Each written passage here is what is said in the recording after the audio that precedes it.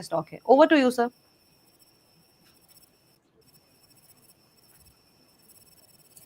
जी बिल्कुल।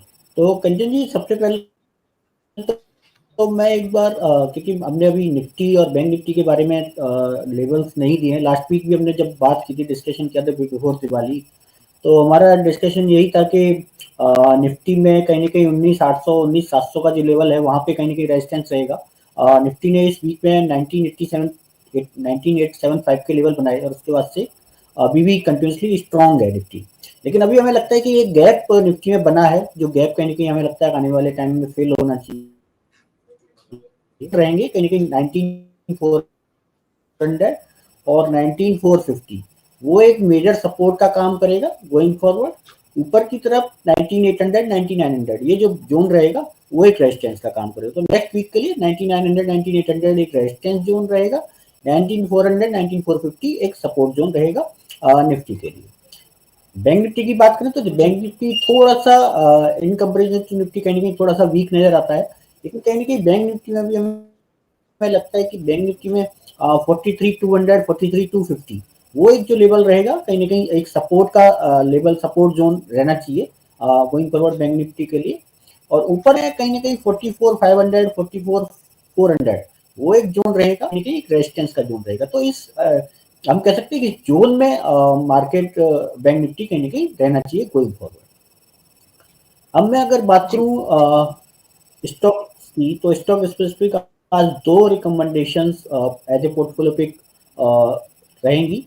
और उससे पहले एक अपडेट दे देता हूं जो हमारी पिछली फार्मा। तो देखिए औरोबिंदो फार्मा हमने जून के महीने में दिया था, करीब करीब 700 720 के लेवल के आसपास औरोबिंदो फार्मा को हमने रिकमेंड किया था, और जिसमें कि हमारा टारगेट था 1000 का। तो वो टारगेट स्टॉक ने अचीव कर लिया है, और उसमें हमने अपने टारगेट, तो 1000 का टारगेट हमारा ऑलरेडी अचीव हो चुका है। तो जिनके पास है वो डेफिनेटली होल्ड करके चल सकते हैं, और हमारा जो अगला टारगेट रहेगा स्टॉक में वो 1100 रुपए का रहेगा। तो औरोबिंदो फार्मा ये एक अपडेट हमें देना था। अब मैं बात करता हूँ आज के स्टॉक्स की। तो देखिए आज का जो मेरा पहला स्टॉक रहेगा वो कहीं ना कहीं, देखिए हम बात कर रहे हैं एक ऐसे सेक्टर की जो कि बहुत लाइमलाइट में है, काफी स्टोरी डेवलप हो रही है, हम ग्रीन फ्यूल की तरफ जा रहे हैं। तो मेरा जो स्टॉक आज का रहेगा वो रहेगा द्वारिकेश शुगर, शुगर सेक्टर का स्टॉक रहेगा।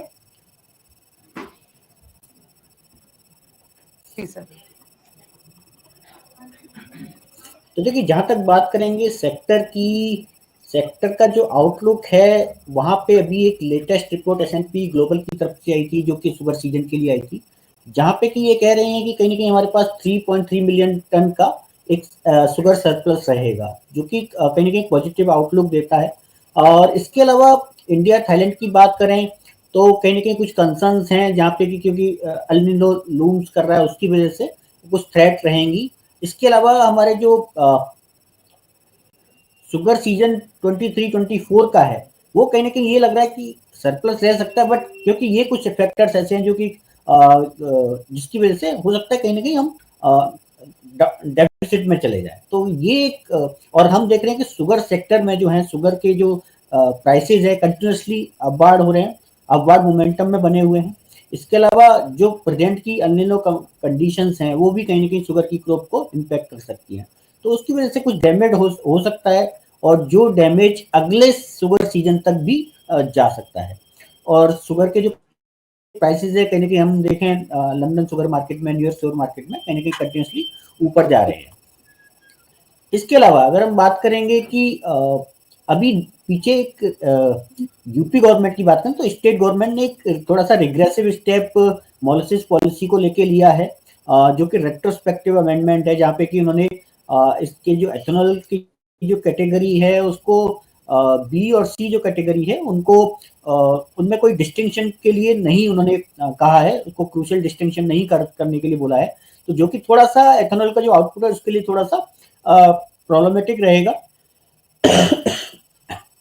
इसका मतलब यह है कि जो हैवी मोलिसिस है उसको उनको लो प्राइस पे बेचना पड़ेगा। तो ये कहीं ना कहीं शुगर मिल्स के लिए थोड़ा सा फाइनेंशियली डेट्रीमेंटल हो सकता है गोइंग फॉरवर्ड, बट एक छोटा सा माइनर इम्पैक्ट शुगर सेक्टर के लिए डाल सकता है। ये सारी शुगर कंपनीज के लिए। अब मैं बात कर रहा हूँ स्टॉक की, तो हमारा जो स्टॉक है द्वारकेश शुगर 1994 में ये कंपनी को इनकॉर्पोरेट किया था, और उस समय कंपनी की जो कैपेसिटी थी वो 2500 टीसीडी की थी, जो कि इनका बिजनौर डिस्ट्रिक्ट में प्लांट है वहां पे शुरू हुई थी। इसके अलावा आज के डेट में अगर देखें तो इनका जो टोटल जो कैपेसिटी है वो 21,500 टीसीडी की है, जो कि इनकी 3 कैपेसिटी है, द्वारकेश नगर, द्वारकेशपुरम और द्वारकेश धाम। इसके अलावा इनके पास कोजनरेशन कैपेसिटी भी है, जो कि करीब करीब 96 मेगावाट की है। इसके अलावा डिस्टिलरी जो कैपेसिटी है वो 3,37,500 एलपीडी की है। तो इसके जो इन्होंने अपनी कंटिन्यूसली जो कैपेसिटी है वो कंटिन्यूसली इम्प्रूव कर रहे हैं। जहाँ तक बात करेंगे शुगर सेक्टर में इनके कंपटीशन की, तो अपने कंपटीटर के मुकाबले में ये कहीं ना कहीं इनकी जो ऑपरेटिंग प्रॉफिट मार्जिन है वहाँ पे कहीं ना कहीं इंप्रूवमेंट हो रहा है। इसके अलावा जो रिटर्न ऑन इक्विटी है वहाँ पे बहुत अच्छा इंप्रूवमेंट है। तो इन दो चीज़ों को देखते हुए डिविडेंड यील्ड बहुत अच्छा देते हैं और ऑपरेटिंग मार्जिन इनके अच्छे हैं। तो इन सब चीज़ों को देखते हुए हमें लगता है कि ये स्टॉक एक अच्छा स्टॉक गोइंग फॉरवर्ड बन सकता है।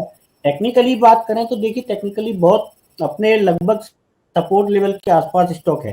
तो हमें लगता है कि कहीं कहीं इन लेवल पे 50% क्वांटिटी करंट भाव पे खरीदी जा सकती है, और 50% क्वांटिटी अगर थोड़ा सा और नीचे आता है आपको यहाँ से 5-7%, तो करीब करीब वहां पे खरीदी जा सकती है। 74 रुपीज का एक स्टॉप लॉस स्टॉक में लगा के चलें।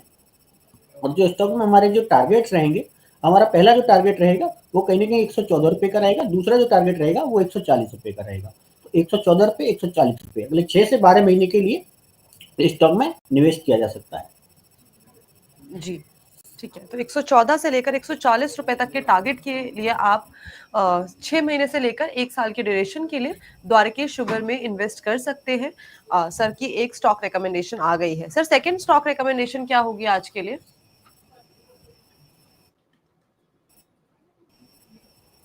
हाँ, तो देखिए मेरा जो दूसरा स्टॉक रिकमेंडेशन रहेगा वो रहेगा मुंजाल ऑटो। देखिए जहाँ तक बात करेंगे कंपनी की, मुंजाल ऑटो जो है एक Vadodara based leading auto component manufacturing company है, और ये हीरो ग्रुप ऑफ कंपनीज का पार्ट है अगर बात करेंगे। और ये जो कंपनी है इसके ये बेसिकली एग्जॉस्ट सिस्टम जो है उस पर करीब करीब काम करते हैं, मतलब वो इनका मेजर प्रोडक्ट है। इसके अलावा ये मोटरसाइकिल्स और के लिए स्पोक रिम या स्टील व्हील रिम भी बनाते हैं। तो इनका जो exhaust system, spoke rim, steel wheel rim, fuel tank, तो मेजर जो इनका जो रेवेन्यू आता है वो बेसिकली ऑटो कंपोनेंट से ही आता है। इसके अलावा इनकी जो मैन्युफैक्चरिंग कैपेसिटी है वडोदरा में है, इसके अलावा बावल धारूहेड़ा हरियाणा में है और हरिद्वार में है। तो इनकी एग्जॉस्ट सिस्टम की कैपेसिटी 32,000 क्वांटिटी पर डे की है, फ्यूल टैंक की 1500 पर डे की है, कॉम्पैक्ट सीट स्ट्रक्चर की 1500 की है। इसके अलावा इनका एक कंपनी है फॉरेन कंपनी लेफ्रेन कोनी, उसके साथ डिजाइन करने के लिए एग्जॉस्ट सिस्टम के लिए उनका एक कोलैबोरेशन है, टेक्निकल कोलैबोरेशन है। इसके अलावा इनके पास सैमसंग इंडिया के साथ भी एक टेक्निकल कोलैबोरेशन है फ्यूल टैंक की असेंबली के लिए, 4 व्हीलर के लिए। तो इसके अलावा इनके अच्छे क्लाइंटेल है जिसमें हीरो मोटोकॉर्प है ही, इसके अलावा Tata motor, Piaggio, Bajaj auto, royal Enfield, ये सब कंपनियां भी इनकी क्लाइंट्स हैं।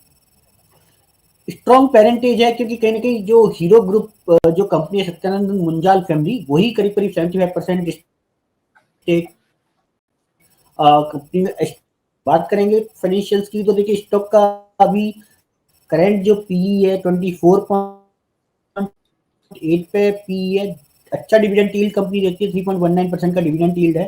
रिटर्न ऑन इक्विटी 10% के आसपास है, और रिटर्न ऑन कैपिटल 9% के आसपास है। थोड़ा सा यहाँ पे थोड़ा सा कंपनी इंप्रूव करेगी गोइंग फॉरवर्ड, जो हमें लगता है। और डेट टू इक्विटी 0.72 है 5 सालों की। तो मार्च 19 में कंपनी के जो सेल्स थे 1200 करोड़ के आसपास थे, जो मार्च 23 में बढ़कर 2000 करोड़ के आसपास हो गए। और प्रॉफिट्स की बात करें, नेट प्रॉफिट जो 37 करोड़ के आसपास था वो मार्च 23 में बढ़कर 52 करोड़ हो गया। तो अगर हम देखें पिछले 3 साल में कंपनी ने 17% के आसपास की सेल्स में ग्रोथ करी है, प्रॉफिट में 76% की ग्रोथ करी है। लेकिन 3 साल में अगर देखें तो स्टॉक के कोई बहुत बड़े रिटर्न हमें देखने को नहीं मिले हैं। वो इस वजह से है, हो सकता है कि क्योंकि कंपनी ने जो रिटर्न ऑन इक्विटी है वो थोड़ा सा अभी कम है। लेकिन गोइंग फॉरवर्ड हमें लगता है कि जिस तरीके से ऑटो सेक्टर में डिमांड देखने को मिलेगी, वहां पे कहीं ना कहीं इनको इंप्रूवमेंट देखने को मिलेगी। तो इन सब चीजों को देखते हुए मैं लगता है कि ये एक अच्छा सॉरी री-रेटिंग कैंडिडेट हो सकता है आने वाले टाइम के लिए। अभी करीब करीब 62.75 के आसपास स्टॉक चल रहा है। 62 रुपीज के आसपास स्टॉक को बाई किया जा सकता है। इसके अलावा अगर कोई गिरावट आती है तो 55 रुपीज के आसपास स्टॉक में और एडिशन 50% क्वांटिटी करंट भाव में 50% क्वांटिटी 55 रुपीज के आसपास खरीदी जा सकती है। स्टॉक में 50 रुपए के नीचे का एक स्टॉप लॉस लगा के चले। ऊपर की तरफ जो टारगेट्स हमारे रहेंगे वो टारगेट्स रहेंगे, पहला टारगेट रहेगा 74 रुपीज का और दूसरा टारगेट रहेगा 92 रुपीज का। तो दो टारगेट कहीं ना कहीं हमें अगर हम ओवरऑल बात करें तो करीब 50% से ज्यादा का रिटर्न हमें ये स्टॉक में अगले 6 से 12 महीने में देखने को मिल सकता है। तो ये पोर्टफोलियो पिक के तौर पर मुंजा लॉट। जी, ठीक है।